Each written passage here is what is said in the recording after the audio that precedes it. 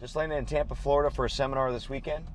It's Friday. I'm going to connect with my buddy Raph, and then we're going to go and find TAS CrossFit. I know they're hitting the Friday Night Lights, but before that, we're going to kind of put on a warm-up clinic, and I'm going to teach their coaches everything I know about physical preparation and warming up. Then we're going to lead their crew through the specific 17.1 warm-up that we put together on Train Heroic. Let's go.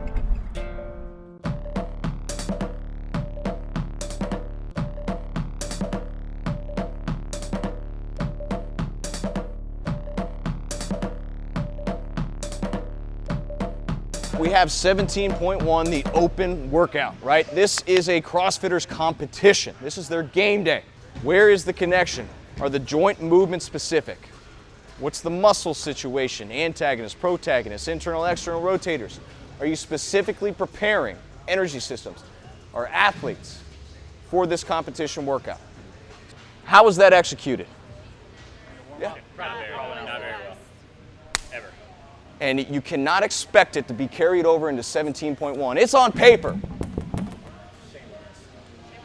but it's also on you at the most coachable moment to fucking coach. We talk about the persistent pursuit of perfection, but if they don't know they're doing it wrong, Correct, then they don't know. Yeah. then it's on the coach. Yep, absolutely.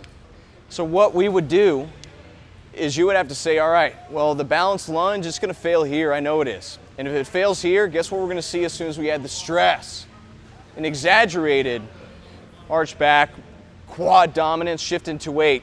So what can I do with the balanced lunge? Well, I can break that into two movements. I can do some isostability in this lunge position for them to find their hamstring, which also allows my ability to stretch my hip. So instead of quad stretch, guess what I'm doing? Iso hold on a lunge. Find my hip, find my hamstring, open up my hip flexor. Have them pull into a step up. All right, lunge hold, opposite side.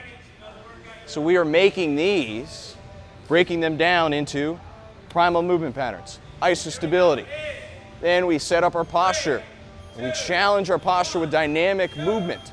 Right? As soon as I added that step up, that was a dynamic movement. But before I do that, right, I need to introduce isostability, which we don't see here.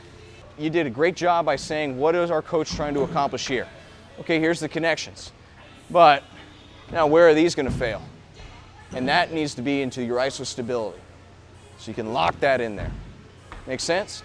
Love the pre-warm-up, warm-up. You would be surprised how many gyms don't even do this, right? It's foam roll, show up late, go. Yeah, all we're trying to do is really introduce some concepts. What I'm going to do, though, is reverse engineer and see where we led back to our isostability. So smash, that's the workout, crush it. Before that, we have just a 3 to 5 minutes. As soon as we warm up, we want to kind of bring everything back down to level. So when I say get them ready, yes, metabolically, neurologically, all that good stuff, mentally. But I also need what? Calm, cool, and collected. Because oxygen is energy. If I'm ramped up, if I'm slapping around doing the old program thing, right, the old football movie, we're wasting energy there. So now we get into specific energy systems. This is something we refer to as lactate buffering. All right, so what I'm going to do is ask our athletes to hard charge through the phosphagen system. How long do we say it lasted?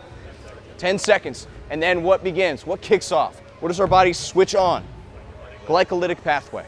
In order for the glycolytic pathway to be successful, it all comes down to its ability to buffer lactic acid. So when we get into that 15 seconds, work through the phosphagen, we turn on the glycolytic pathway, we prime the system, the pump. We're not wasting any energy that's stored in our muscles. All we're doing is turning the system on. All right, so we go in through 15 hard, and I mean hard seconds. Then what I have you do is focus on a posterior activation. I need to prepare my athlete for force reduction in this position. To prepare for this, I'm not going to have a lot of box jumps. What I am going to have is some minimal contact to prepare my athlete for the proper position. So it's position, and then it's dynamic. But we all start here, guys, our isostability. So we want to lengthen and strengthen in our isostability, which then primes our dynamic movement with the same expectation of execution, holding that position. And then, yeah, let's go fucking fast. All right, I got that rest in there. I'm gonna provide some active coaching and feedback because as soon as I say 3, 2, 1, go, guess what our athlete's not gonna do? Listen to me. What happens in these open workouts with our mind? Clock on, mind off. Guess what I need you to be?